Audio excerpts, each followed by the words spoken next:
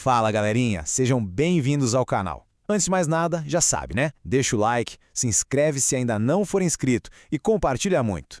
Hoje, a gente vai mergulhar na história da Venezuela. Um país que já foi sinônimo de riqueza na América Latina e hoje vive uma das crises humanitárias mais graves do mundo.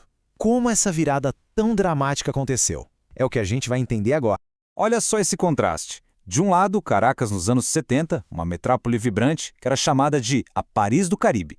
Do outro, a realidade de hoje, um país que viu milhões dos seus cidadãos irem embora no que se tornou um dos maiores êxodos da nossa história recente. É quase um conto de duas cidades na mesma cidade. E aí vem a pergunta que não quer calar. Como?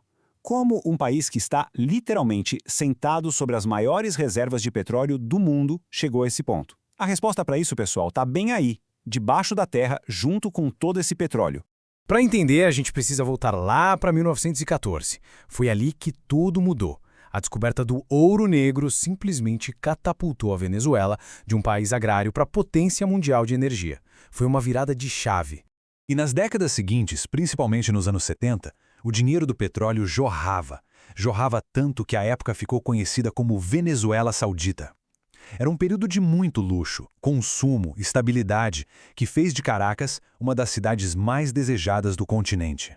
Só que essa riqueza toda escondia uma armadilha econômica, um fenômeno conhecido como doença holandesa. Pensa só, com tanto dólar entrando do petróleo, a moeda local fica super forte. E aí fica muito mais barato importar qualquer coisa do que produzir ali mesmo. Com o tempo, a Venezuela basicamente parou de fabricar o resto. Ela meio que desaprendeu a fazer outra coisa que não fosse tirar petróleo do chão. E quando você constrói um prédio inteiro em cima de um único pilar, qualquer tremor na base pode ser fatal. Para a Venezuela, esse tremor veio quando o mercado de petróleo começou a balançar.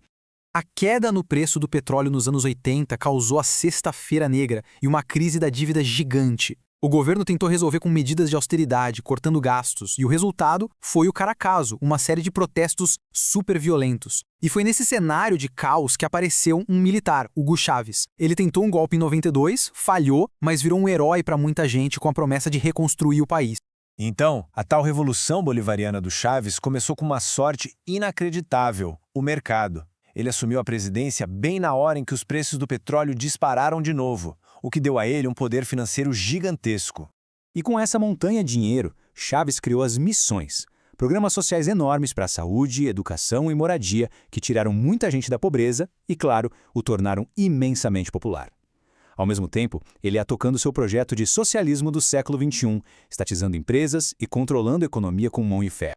Aí vem o grande ponto de virada. Em 2013, Hugo Chávez morre e seu sucessor, Nicolás Maduro, herda o poder. O problema?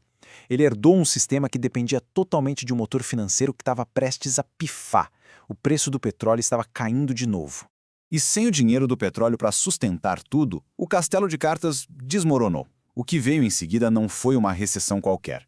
Foi um dos colapsos econômicos mais rápidos e profundos que um país já viu em tempos de paz. Como a gente vê aqui, o preço do barril foi para o chão. A única torneira que irrigava a economia inteira da Venezuela simplesmente secou. A reação do governo foi imprimir dinheiro como se não houvesse amanhã. O resultado? Hiperinflação. O dinheiro virou pó. Perdeu tanto valor que as pessoas pesavam as notas em vez de contar. Chegou a esse ponto surreal de usarem as notas para fazer artesanato. Uma imagem trágica da ruína econômica. Sem comida, sem remédio, sem perspectiva, a única saída para milhões foi ir embora. Mais de 7 milhões de venezuelanos deixaram o país. É a maior crise de refugiados e imigrantes da história do nosso hemisfério. E claro, a crise interna virou um jogo geopolítico. De um lado, os Estados Unidos e outros países impuseram sanções pesadas para pressionar o governo Maduro. Do outro, aliados como Rússia e China deram apoio vital, seja econômico ou político. E o país ficou no meio desse cabo de guerra. Olhando para essa história toda, a gente vê que ela serve como um grande alerta, né? Mas quais são as lições mais profundas que ficam? No fundo, a tragédia da Venezuela vai muito além de uma simples briga ideológica.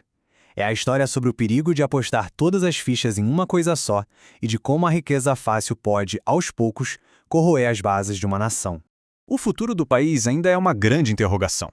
Mas, em meio a todo esse colapso, a resiliência do povo venezuelano, tanto de quem ficou quanto de quem foi embora, é a força que continua a escrever essa história. E isso nos deixa com a questão final.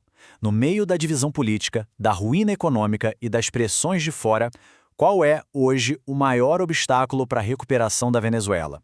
A resposta para isso vai definir o destino de milhões de pessoas.